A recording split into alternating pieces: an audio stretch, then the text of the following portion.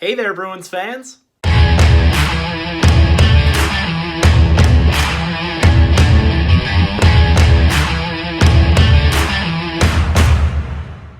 Welcome back to BNG Hockey, where it's always black and gold. Unfortunately, I haven't had much to talk about because, well, there's been no hockey. But the Bruins do make a couple of signings over the past few days, so I figured we'd talk about that. Let's get started. Gonna start things off here with the goaltender, Jeremy Swayman. They signed him to a 3-year entry-level deal. He's 21 years old. He's a 2017 4th-round pick, 117th overall. He played for the University of Maine. So far this season, he's 18, 11, and 5, and led the NCAA with 1,099 saves on the season. He's 6'2" and is a really solid goaltender. And it's kind of funny because for a while, the Bruins talked about how they never really had the next guy after Tuukka Rask. Malcolm Subban was probably our last exciting goalie prospect, and even he's not that good. But now the Bruins have quite a few goaltenders. Kyle Kaiser is a really talented goalie who unfortunately has had a lot of injuries this season, but could definitely be in the running of the goaltender of the future for the Boston Bruins.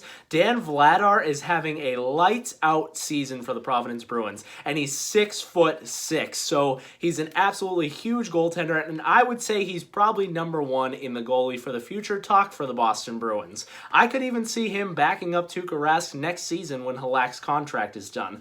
But throwing Swayman in there is good. This kid has a lot of talk about him as well. He's had a really good season for the University of Maine, and it's always good to have multiple players competing for the same role because that creates competition. It makes each other better. You always need 2 goaltenders in Providence. You need 2 goaltenders up here. So it's great to have all of this competition. Vladar is 22, Swayman and Kaiser are 21, so they still all have time to develop, and maybe you even trade one of these guys in the future if they all become good goaltenders. Now we're going to talk about 23-year-old 6'4" left shot defenseman Nick Wolff. He signs a 1-year entry-level deal with the Bruins. This isn't too much of a surprise because he has been at Bruins development camp for the past couple of seasons. He's a really solid shutdown defenseman, and he's led Minnesota Duluth to back-to-back NCAA championships. This season, he has 33 games played, putting up 10 assists, and is a +18. And in his career, he's played 156 games, scoring 14 goals, 39 assists, and is a +59. So he's a really solid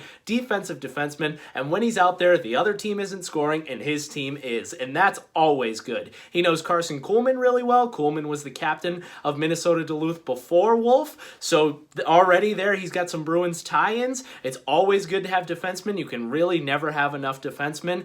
This kid can come in and play well in Providence. This is a contract for next season, or maybe he competes for a job. And we got the Seattle expansion draft coming up, so the Bruins could definitely lose a defenseman like a Lozon, like a Grzelcyk, like a Clifton. So maybe you need this kid to compete with the Zaborals and whoever's left to get a job on the Bruins' top 6, or even as an extra defenseman. I like that he has size. I like that he has leadership ability, being a captain. I like that he's won with back-to-back championships, and it seems like he could still grow his game. We even see a guy like Carlo, who I would describe as a defensive defenseman, scoring goals this season and putting up points. So maybe this kid turns into something. It's really just worth the shot of the 1-year entry-level contract. Let me know your thoughts on these deals. How do you feel about them adding more youth and some size to their back end? How do you feel about them adding a goaltender who can throw his name into the goaltender of the future conversation? Leave that down below in the comments. I'd love to make more videos for you guys. There's unfortunately not a lot to talk about with hockey being shut down for quite some time, but if you have ideas on videos that you'd like to see, feel free to leave that down below as well, and I will definitely consider it because I'd like to be making more videos for you guys. That's all I got for you in this one. If you enjoyed this video, make sure to give it a big like, and if you haven't already, subscribe.